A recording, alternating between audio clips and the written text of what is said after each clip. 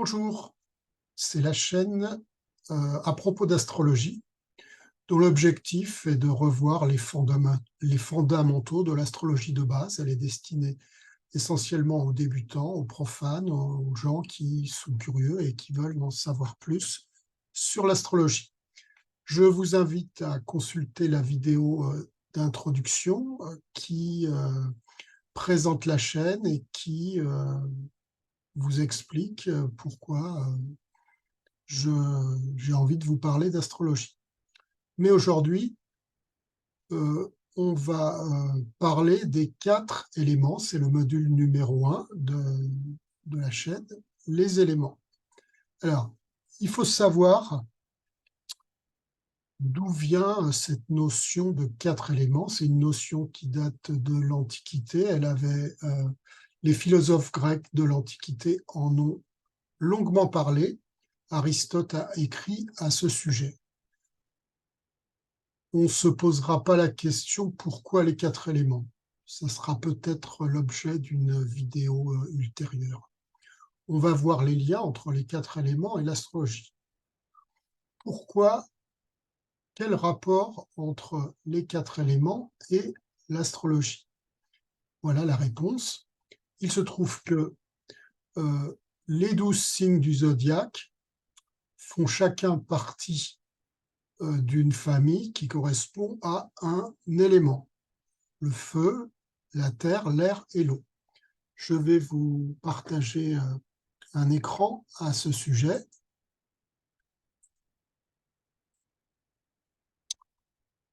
Alors voilà, les signes de feu sont le bélier, le lion, le sagittaire. Les signes de terre sont le taureau, la vierge, le capricorne. Les signes d'air sont le gémeaux, la balance, le verseau. Les signes d'eau sont le cancer, le scorpion, les poissons. À chaque élément, plutôt à chaque signe correspond un élément. Dans chaque famille, il y a 3 signes. 4 familles de 3 signes le contiennent. 4 fois 3, 12. Voilà. Alors, quelle méthode? Alors, à quoi ça sert d'étudier les éléments et comment va-t-on s'y prendre? Nous allons observer les propriétés physiques de chaque élément et de là, nous allons déduire les caractéristiques psychologiques des signes de cet élément. Pour cela, on va jouer les apprentis physiciens. Nous allons utiliser la méthode de la boîte. Imaginez que l'on dispose d'une boîte cubique de 1 mètre cube. 1 mètre sur 1 mètre sur 1 mètre.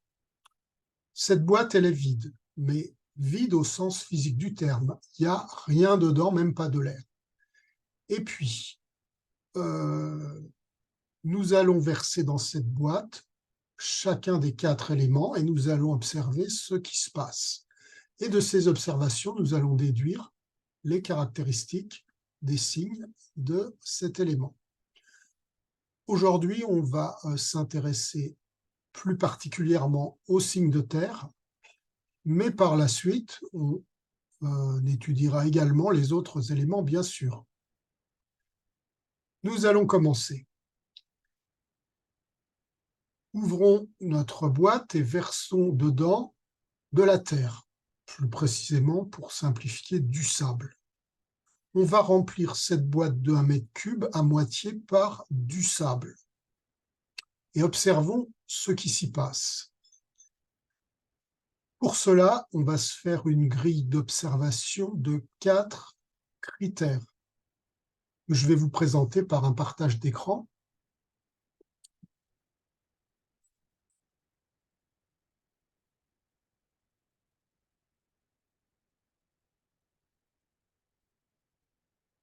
Alors, cette grille, on l'utilise pour les signes de terre, mais on l'utilisera aussi pour les autres éléments. Alors, quels sont ces 4 critères? Critère numéro 1, on va observer si l'élément occupe tout l'espace qui lui est imparti. On appelle ça l'expansibilité. Critère numéro 2, on va examiner si cet élément pèse lourd ou ne pèse pas lourd. On va appeler ça la densité. Critère numéro 3, on va appuyer de toutes nos forces sur cet élément et on va voir s'il se laisse déformer. Ça s'appelle la compressibilité. Et enfin, critère numéro 4, on va examiner si l'élément produit de la lumière ou de la chaleur. Ça s'appelle le rayonnement. Alors, nous avons versé le sable dans la boîte, nous l'avons rempli à la moitié et nous allons le passer au crible de nos 4 critères. Tout d'abord, l'expansibilité. Est-ce que le sable occupe tout l'espace de la boîte? Eh bien non. Une fois qu'on a versé le sable dans la boîte, il ne bouge pas, il occupe simplement la moitié du volume de la boîte et pas plus. Il reste où il est. Il ne bouge pas. Critère numéro 2, la densité.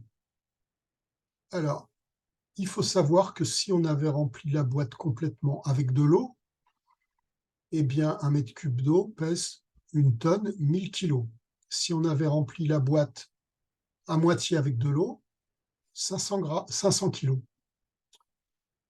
En remplissant la boîte à moitié avec du sable, ça pèse plus de 100 kilos. Le sable est plus lourd que l'eau. Et ça pèse son poids, c'est lourd, c'est pesant, caractéristique de la Terre, ça pèse un certain poids. Critère numéro 3, la compressibilité. Essayons, prenons dans notre main une poignée de sable et puis essayons de la comprimer.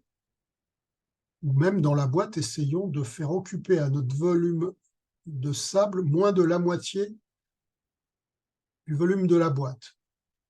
Eh bien, à main nue, nous n'y arriverons pas.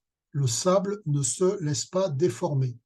Il faudrait pour cela, pour comprimer le sable, disposer de presses très puissantes, mais à l'échelle de au niveau des outils dont on dispose, c'est-à-dire uniquement nos mains nues, nous n'arriverons pas à comprimer le sable. Le sable ne se laisse pas comprimer. Maintenant, éteignons la lumière, critère numéro 4, et observons si le sable émet un rayonnement. On éteint les lumières et puis le sable ne brille pas, il n'émet pas de lumière. Il ne chauffe pas non plus. Il n'émet ni lumière ni chaleur, donc rayonnement nul. Et maintenant, à partir de ces observations, essayons d'en déduire les caractéristiques psychologiques des personnes marquées par la Terre. Alors, qu'est-ce qu'une personne marquée par la Terre? Alors, on pourrait supposer, si on ne s'y connaît pas en astrologie, qu'une personne marquée par la Terre, c'est une personne qui est née à sa naissance dans un signe de Terre. Si vous êtes par exemple né sous le signe du Taureau, vous pouvez peut-être en déduire que vous êtes marqué par la Terre. Eh bien, c'est un petit peu plus compliqué que ça. C'est-à-dire qu'en astrologie, il y a 10 planètes de base. Le Soleil fait partie de ces 10 planètes. Alors bien sûr, on sait que le Soleil n'est pas une planète mais une étoile, mais le Soleil fait quand même partie des astres en astrologie, où on y reviendra plus tard. Alors, donc, à la naissance, 10 planètes. Ces planètes vont chacune occuper un signe. Eh bien, on considérera qu'une personne est marquée par la Terre si il y a au moins 3 planètes sur les 10 qui occupent des signes de Terre. Le Soleil et la Lune sont plus importants que les autres.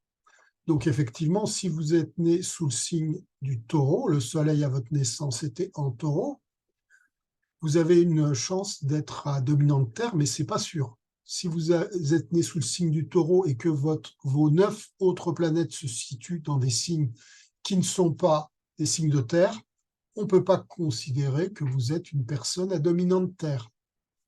Bien.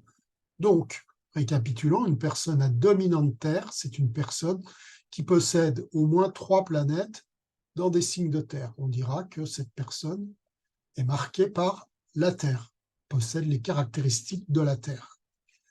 Alors, maintenant, quelles sont ces caractéristiques d'après nos observations physiques? Alors, critère numéro 1, on voit que le sable occupe uniquement l'espace qui lui est imparti, ne cherche pas à en occuper plus. Eh bien, comment ça se concrétise au niveau psychologique?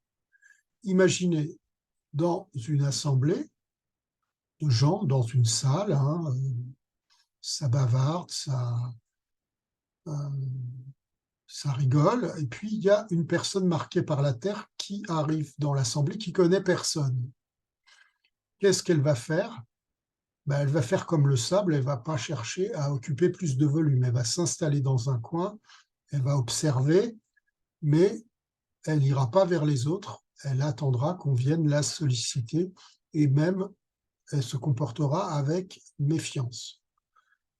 Voilà une caractéristique des signes de terre, c'est-à-dire la réserve, peut-être même jusqu'à la timidité. On préfère la stabilité, la sécurité, la retenue, l'observation. On se méfie, on est prudent. Voilà des premières caractéristiques des signes de terre. Critère numéro 2, la densité. La terre pèse lourd. Alors, qu'est-ce que ça veut dire au niveau psychologique? Une personne qui pèse lourd. Pas physiquement, bien sûr, mais psychologiquement. Eh bien, cette densité des signes de terre représente leur enracinement, leur attachement à la terre et à la matière. C'est des gens pour qui tout est important. Le respect des règles, le respect de la parole donnée, le respect des structures. Ce sont des personnes très concrètes qui ont les pieds sur terre et qui n'aiment pas se répandre un peu partout. Il faut qu'on sache où on va, comment on y va et quelles règles on doit respecter. Voilà ce qu'on peut déduire du deuxième critère. Troisième critère, la compressibilité. Alors, qu'est-ce que ça veut dire? Au niveau psychologique, une personne compressible, une personne qu'on va essayer de faire changer d'avis. On va discuter avec elle et puis on va essayer de voir si elle a les mêmes opinions que nous et puis éventuellement si elle se laisse changer d'avis. Eh bien, comme on a vu avec le sable, une personne marquée par la terre ne se laisse pas comprimer, ne se laisse pas déformer. Quand elle a un avis, elle a tendance à le garder, à ne pas en changer, ou alors très très difficilement. C'est des gens qui, lorsqu'ils ont une idée en tête, en général, y tiennent, et il faudra dépenser beaucoup de temps et d'énergie, et peut-être même qu'on n'arrivera jamais à la faire changer d'avis. Elle a décidé quelque chose, elle s'y tient. Donc, stabilité, persévérance, toujours des signes de terre qui restent sur leur position. Quatrième critère, rayonnement, lumière et chaleur. Comment se traduit la lumière au niveau psychologique? La lumière, c'est une personne lumineuse, c'est une personne qui rayonne, qui a du charisme, qui attire les gens autour d'elle. On a vu que le sable ne brille pas, c'est-à-dire que les personnes terre sont discrètes et ne se font pas remarquer. Elles peuvent passer pour des gens froids, manque de chaleur humaine. Pourtant, ce sont des apparences, c'est-à-dire que pour trouver chaleur et lumière chez les personnes marquées par la terre, il faut les connaître, il faut passer du temps à faire leur connaissance, à les apprivoiser. mais au premier abord, elles peuvent paraître austères, réservées, elles peuvent impressionner, et ce sont des personnes qui gagnent à être connues. Nous avons récapitulé les 4 critères. Faisons une petite synthèse des personnes marquées par la Terre. Alors, partage d'écran.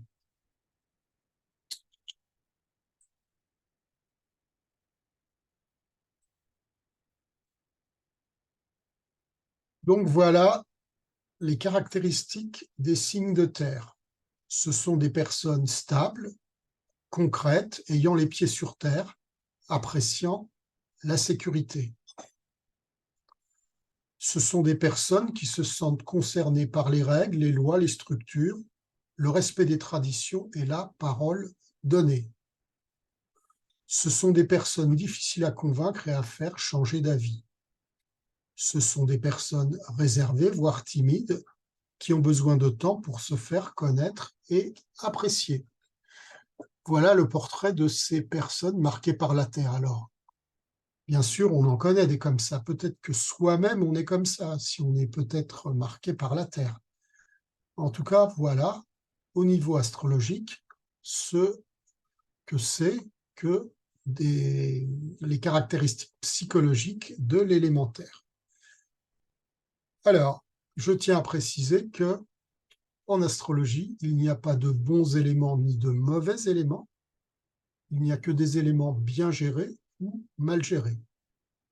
Et pour les signes, c'est pareil. Il n'y a pas de bons signes et de mauvais signes. Il y a des signes qui sont bien gérés ou mal gérés. Mais ça dépend de nous-mêmes. Si on a un développement, si on a travaillé sur soi, on est en mesure de bien gérer les signes de son thème. Sinon, ça peut poser des problèmes. C'est le but de l'astrologie, c'est de se connaître soi-même pour bien se gérer. Donc, pas de bons signes ni de mauvais signes, pas de bon élément ni de mauvais éléments. Alors, pour les signes de terre, c'est pareil.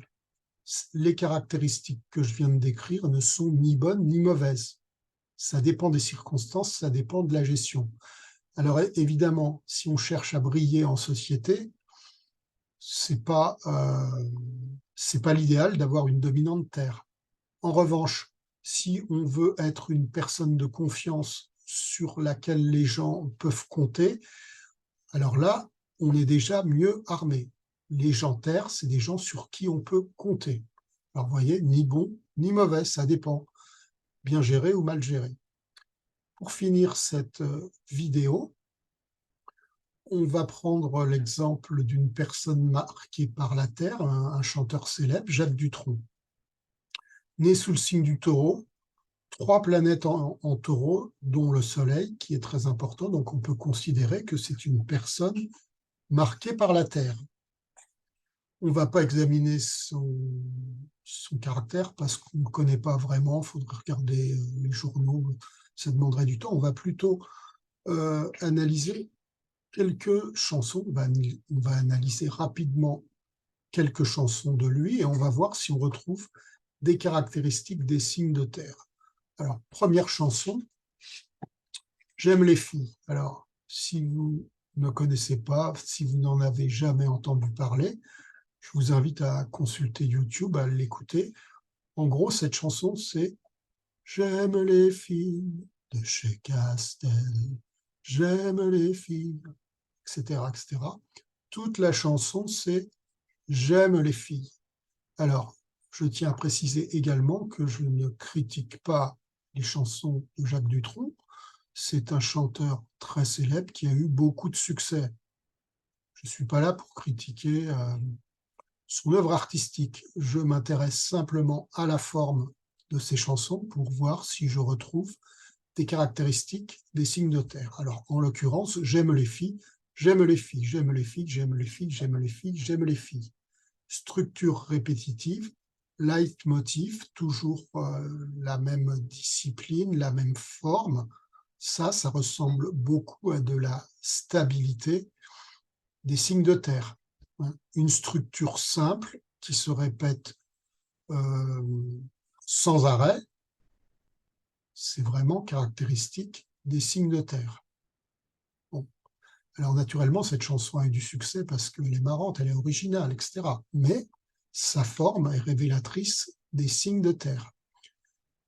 Alors, autre chanson de Jacques Dutronc, c'est « Petit, petit, petit, tout est mini dans notre vie, mini-mob et mini-jupe, etc. » Comme dans la chanson précédente, tous les versets de cette chanson sont basés sur « petit, tout est petit, etc. » Répétition sans arrêt, leitmotiv, on revient toujours à la même chose. La stabilité, la répétition, la stabilité. Ça confirme la chanson précédente.